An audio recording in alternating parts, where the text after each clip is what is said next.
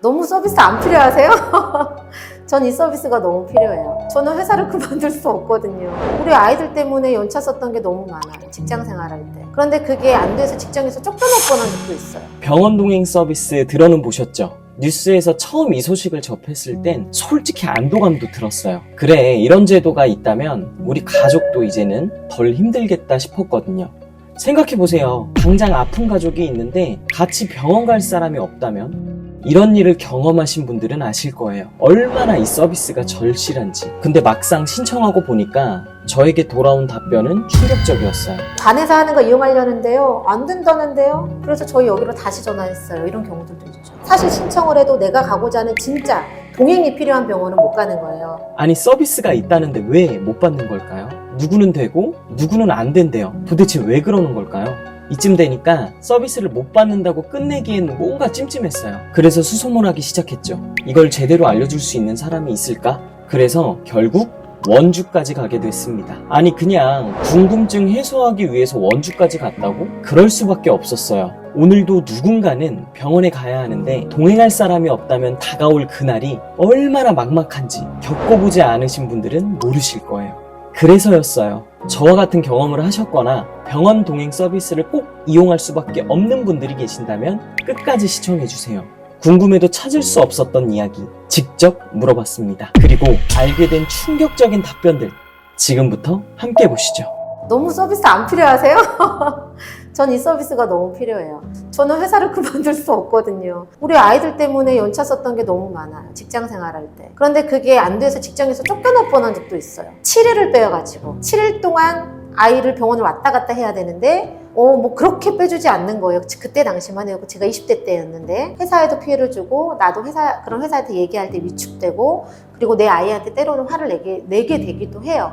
내가 너 때문에 병원을 가야 되고 그럼 나도 모르는 사이에 내재되어 있는 불만이 이게 내 비단 아이뿐만이 아니라 내 부모님이라고 해도 내 가족이라고 해도 그럴 것 같은데 집에 어머님이랑 아버님이랑 둘이 사시는데 어머님은 하루 종일 일을 하세요. 부재중이에요. 자는 시간을 제외하고는 늘 집에 혼자 계시는데 아버지가 좀 사실 근데 위급하게 아플 때가 좀 많으셨어요. 어떤 예약하고 가는 병원보다 갑자기 지금은 아예 실명이 돼서 한쪽 눈이 안 보이시기 때문에 침대에서 떨어지시기도 하고 화장실에서 낙상이 있기도 한데 그러다 보니까 아버지가 아프시면 급하게 저희가 119를 불러요. 그리고 이제 형제들이 목포에 있어도 다 일을 하고 있기 때문에 아버지가 아프시다고 해서 막 일을 제껴두고 막 뛰어갈 수 있는 형제들은 없어요. 그럼 이제 119를 부르고 이제 간신히 병원에 가 계시면 뒤늦게 제 오빠나 언니가 가서 상황을 좀 보는 정도인 거죠. 근데 그렇게 해서 가시는 게 늘 안타깝죠, 저는. 그리고 아버지가 그런 상황이 아니더라도 지방에서 서울권 병원을 가는 케이스가 굉장히 많아요. 거기까지 가려고 해도 차로도 시간이 많이 걸리고 누군가 한 명은 연차를 쓰지 않으면 안 되는 거예요. 근데 한 사람이 연차를 쓰면 굉장히 미안해요. 그런 것들을 해줄 수 있는 이 병원 동행 서비스가 만약에 우리 엄마 아빠가 계시는 이 지역에서 시행된다면 너무 좋겠다. 우리 부모님한테까지 영향이 미쳤으면 좋겠다라는 생각을 가지고 시작을 한 거예요. 그리고 그렇게 절실히 필요했기 때문에 이 일을 시작했던 건데 절실히 필요했기에 시작했던 병원 동행 서비스. 그런데 실제 이용하시는 분들의 속사정을 듣고 나니까 이 서비스를 이용할 수밖에 없는 이유가 있었어요. 해보니까 생각보다 이 서비스가 필요한 사람들이 많은데 그 많은 분들의 그 종류가 아주 그냥 평범한 일반 가정에서 병원 동행이 아니고 투석해야 되는 분들, 항암 치료해야 되는 분들 같은 경우에는 이분들은 이 병원 동행 서비스 아니면 해결할 길이 없어요. 예전에 정읍에서 서울 암센터에 와이프가 계시는데 이 와이프분이 항암 치료를 하는데 7일 동안 연속해야 되는 거예요. 그런데 딱 3일째 되던 날 이분이 도저히 못하겠는 거예요. 할 수가 없어서 겨우 주변에 물어봐서 이 병원 동행 서비스를 알게 되신 거예요. 근데 그분이 그때 그러셨어요. 내가 진짜 이 서비스를 진작에 알았더라면 가족 원망하면서 이렇게 버티지 않아도 됐을 텐데 너무 고맙다, 이 서비스를 해줘서. 그래서 저희가 볼 때 매니저님이 잘해주셨어요, 너무 고마워요 이런 연락은 받지만 서비스 자체를 칭찬하시는 분은 그렇게 많지 않거든요. 그런데 이런 서비스가 있어줘서 너무 고맙다. 네, 맞아요. 보호자분 말씀처럼 제도는 정말 든든했어요.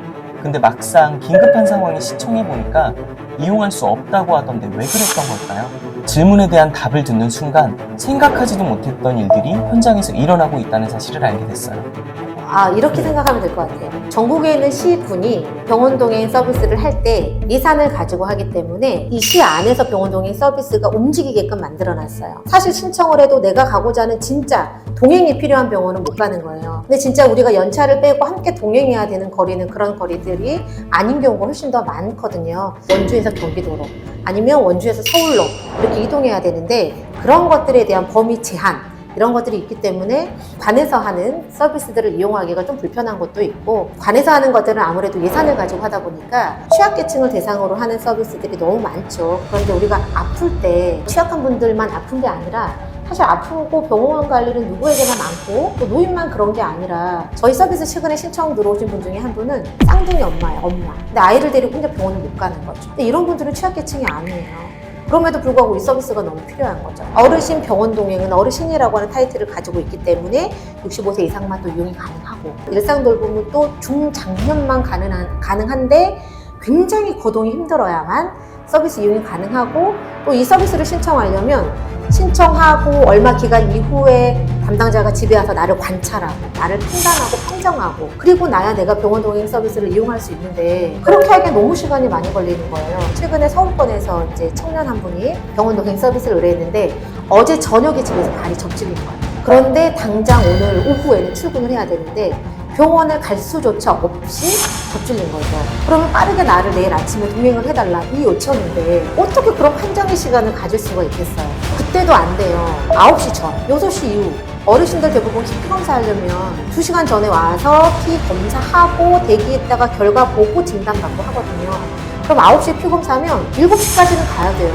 그럼 여기서 출발은 6시에 해야 되거든요. 근데 이런 케이스가 굉장히 많이 있어요. 그리고 사실 야간에도 가거든요, 병원이. 주말에도 당연히 가고. 그래서 주말에 안 된다고 해서 전화했어야 하는 케이스들도 좀 있어요. 관에서 하는 거 이용하려는데요, 안 된다는데요. 그래서 저희 여기로 다시 전화했어요. 이런 경우도 있죠.